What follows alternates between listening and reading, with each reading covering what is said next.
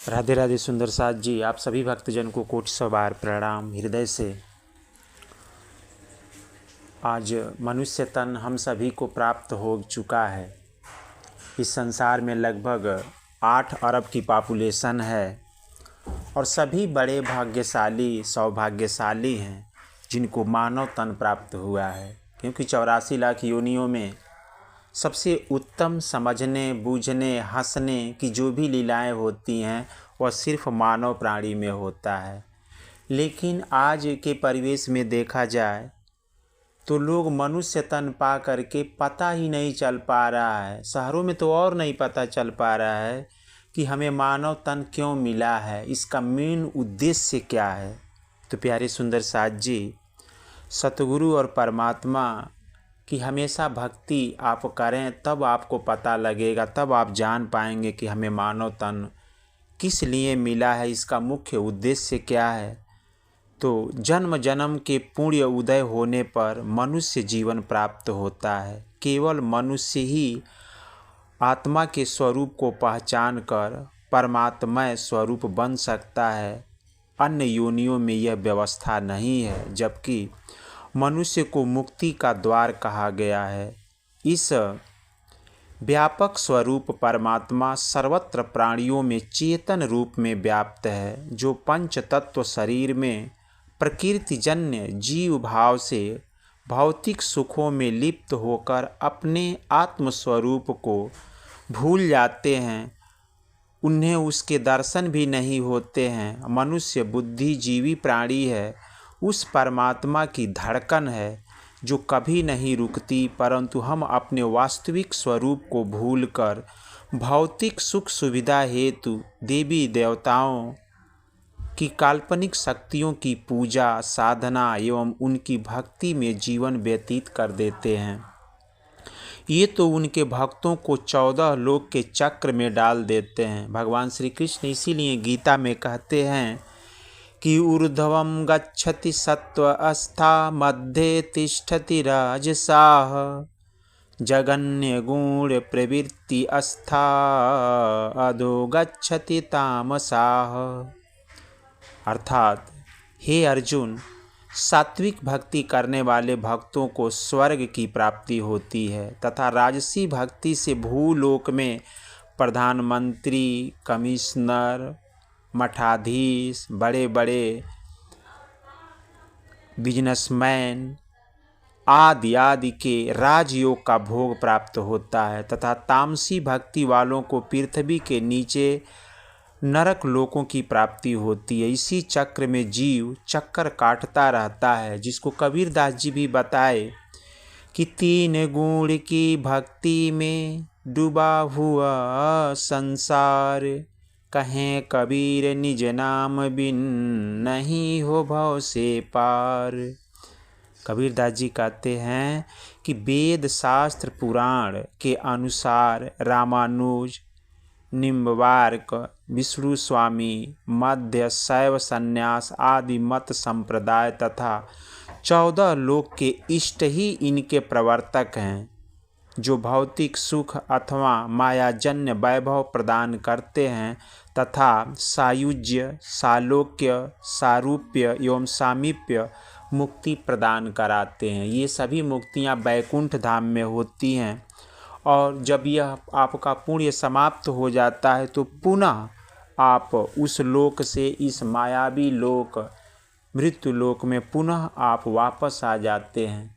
तब विचार कीजिए प्यारे सुंदर साथ जी कि अगर आपको मनुष्य तन प्राप्त हुआ है और आप इस सांसारिक सुख समृद्धि को पाने के लिए पूजा पाठ देवी देवताओं की पूजा पाठ कर रहे हैं और आप स्वर्ग वैकुंठ जाएंगे और जितना दिन पुण्य रहेगा पुनः वापस लौट के फिर इसी माँ के गर्भ में 9 महीना उल्टा लटकना पड़ेगा, तो ऐसी भक्ति करने से आपको क्या मिलेगा।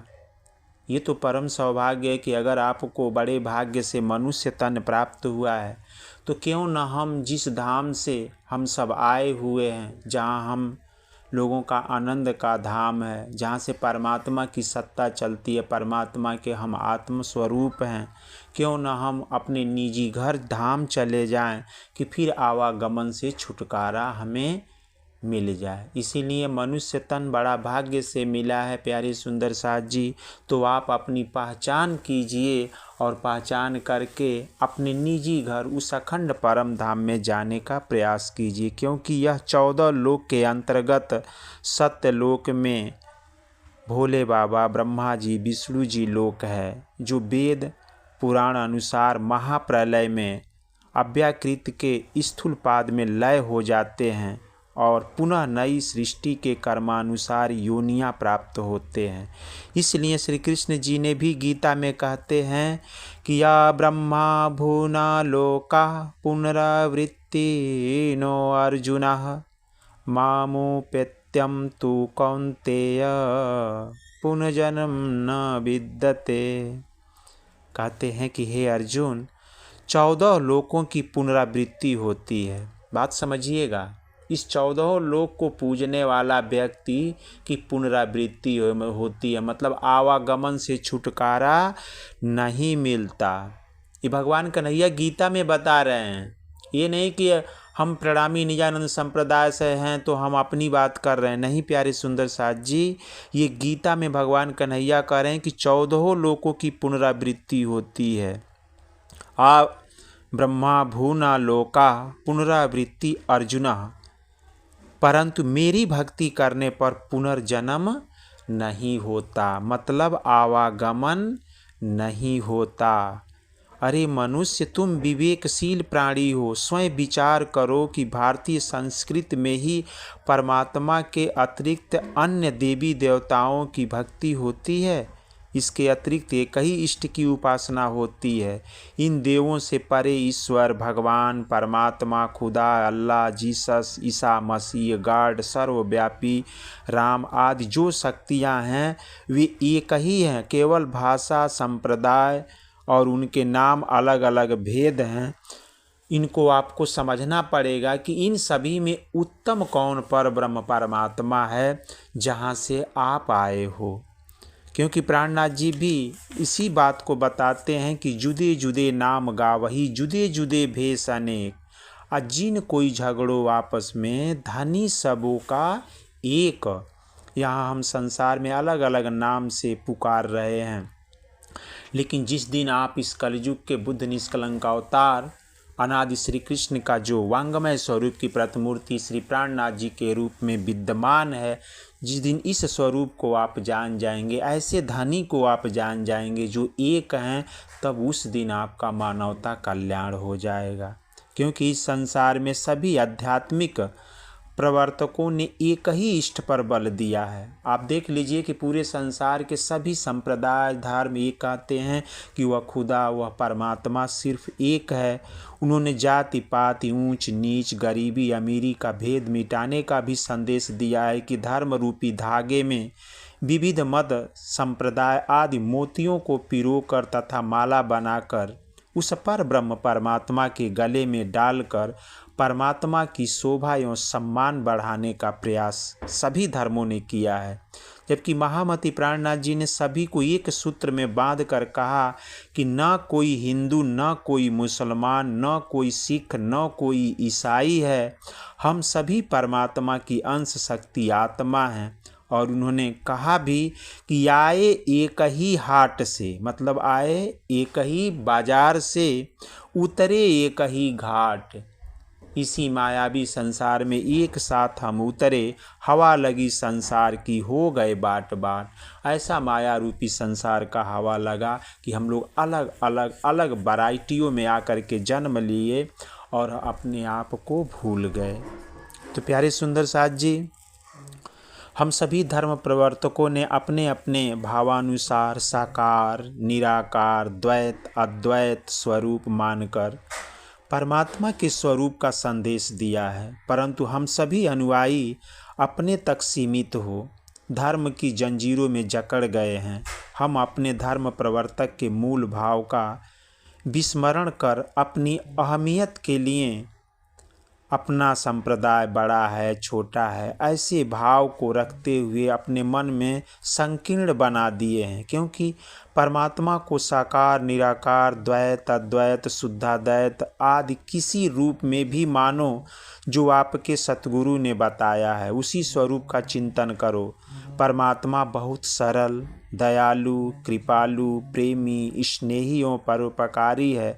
जैसे पानी का कोई आकार नहीं होता, उसे जैसे पात्र में रख दो वह वैसा ही आकार बना लेता है, वैसे ही परमात्मा को साकार निराकार अद्वैत शुद्धाद्वैत किसी भी पात्र में रखो वह वैसा ही बन जाता है। परंतु भेदभाव मिटाकर सतगुरु के बताए अनुसार श्रद्धा और विश्वास के साथ उस स्वरूप का चिंतन करो, परमात्मा उसी रूप में प्राप्त होगा। यही हम सभी का यह भाव है कि प्यारे सुंदर साथ जी, अगर आपको मनुष्य तन प्राप्त हो गया है तो आप उस पर ब्रह्म परमात्मा को जानने का प्रयास करो, क्योंकि यह फिर दोबारा मिलने वाला शरीर नहीं है। और मानव ही एक ऐसा जहाज है, रथ है, जिस पर बैठ करके आप स्वर्ग नरक बैकुंठ और परम धाम जाएंगे।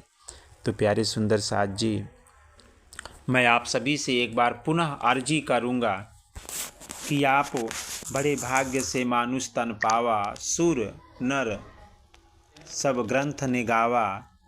इसको सभी शास्त्रों में इसका प्रमाण भी है कि यह अगर आपको यह मनुष्य तन प्राप्त हुआ है तो आप मनुष्य तन प्राप्त होने पर आप 24 घंटा में एक बार जब सोने जाएं तो ज़रूर विचार करें कि हम सब मनुष्य तन को बनाकर अपने जैसा परमात्मा ने क्यों भेजा है। क्योंकि आपका जो अंतःकरण में जो भाव है वह किसी भी प्राणी में नहीं है। आप 84 लाख योनियों को 80 लाख जो योनियाँ हैं उसमें ज़रा विचार कीजिए कि क्या आप जैसा कोई हंसता है, क्या आप जैसा अनुभव कोई करता है? नहीं ना। सिर्फ मनुष्य ही एक ऐसा प्राणी है जो हंस सकता है, बोल सकता है, विचार सकता है और संसार में कहीं भी जा सकता है, क्योंकि वह परमात्मा स्वरूप का दूसरा भाव है, दूसरा पार्ट है। जैसे परमात्मा अपना स्वरूप बनाया वैसे सुंदर आपको इतना सुंदर शरीर बना करके इस धरातल पर भेजा है। तो यह सौभाग्य है आप सभी का, और मैं तो आप सभी से एक बार अनुरोध करूंगा, विनय करूंगा कि आप मनुष्य तन अगर आपको मिला है तो आप ज़रूर विचार करें। और यह बुद्ध निष्कलंक अवतार 24वां अवतार जो इस कलयुग में हो चुका है महामति श्री प्राणनाथ जी के रूप में, उनके द्वारा उनके कही हुई बातों को समझें और समझ करके इस मनुष्य तन का कृतार्थ करते हुए इस मनुष्य जन्म का पूरा लाभ लेते हुए अपने आप को उस परमात्मा के चरणों में मिला दें। यही आप सभी से हमारी गुजारिश है, प्रार्थना है। और यह प्रार्थना आप सभी अपने बच्चों, इत्र मित्र, सभी नात रिश्तेदारों को भी राय दें कि भैया अगर आपको मनुष्य तन मिला है तो इसका मकसद क्या है, ज़रूर एक बार बताएं। हफ्ता में एक बार गार्जियन ज़रूर अपने बच्चों को बताएं। धीरे धीरे वह ज़रूर उसके अंदर यह परिवर्तन आएगा और वह अपने आप को मनुष्यता किसे कहते हैं यह ज़रूर जानेगा।